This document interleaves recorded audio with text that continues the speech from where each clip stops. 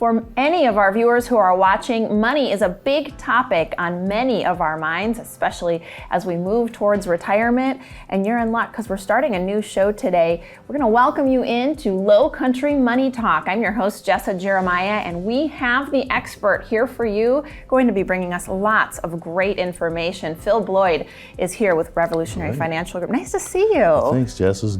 Glad to be here, get this show started. Boy, we have a lot to chat about. This is our first episode. The thing I want to do first, though, for our viewers who are here is we really need to get to know you, Phil, and a little bit about how you got into the industry. Talk to us about that. Sure. I don't think too many people, Jessa, grow up, when you're growing up as a child, you're thinking, I'm going to be a policeman or a firefighter or military or whatever. They don't wake up and say, I'm going to be an investment advisor. I'm going to start my own firm. So I wasn't into that. I was more military oriented.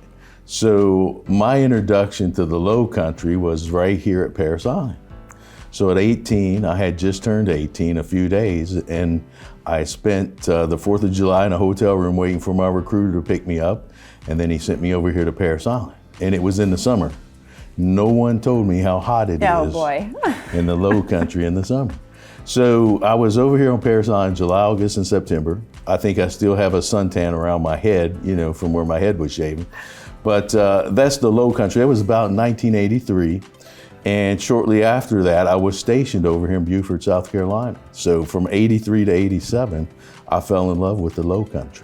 And fortunately, I was able to, buy a home here about 18 years ago. So. And as more and more people come to the area and retire, it is good that you're in a unique position to be somebody who has been here for, a longer period of time. You've seen the evolution of what's happening here in Beaufort County and, of course, what's happening in money. So let's talk a little bit more about that, about Revolutionary Financial Group and, how things are going. Well, I cut my teeth in the financial business starting in 1992. So it'll soon be 30 years. Wow.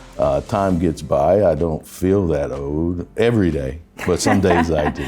Congratulations, by the way. That's quite the milestone. So almost 3 decades. So I had to work my way up. I started, I'm from Louisville, Kentucky. So I started there in some firms just, right off the street in the basic learning and going to the schools and all that stuff, the licensing, securities licensing and life insurance. You have to have those licenses as well.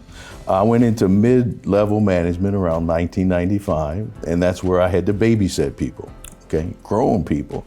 And then you teach them, this is how you do this is how you do that. So you get them all going. And then by 98, I moved into upper level management, and I was working for some large Midwestern firms. And by that time, I had 20 some people or so that I had to keep up with. And you talk about stressful. Yeah, a little bit. Right. So I was recruiting and training new advisors. I was doing forums across the country, speaking engagements, different things. So I started my own firm and said, hey, I'm tired of trying to jam a square peg into a round hole.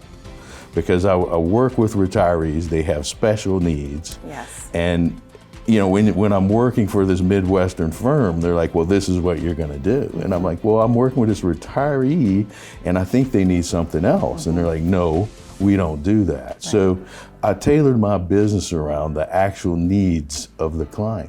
And that's how I started. Imagine that, right? Hey, it's unique. It's working well for you. It's working well for your clients. We have a minute before we're going to head to break here, but let's touch on that a little bit. Who are your clients? Obviously, you're talking about retirees. What kinds of folks are you seeing in your office? Okay, so usually our average client will be 70 years old or older, sometimes as young as 59, but in general, on average, about 70 years old. When I first started in the business, here I am, a young 28-year-old, 27-year-old person, and I'm working with retirees, and they're like, well, what could you possibly know? And now they're like, well, what happens if something happens to you?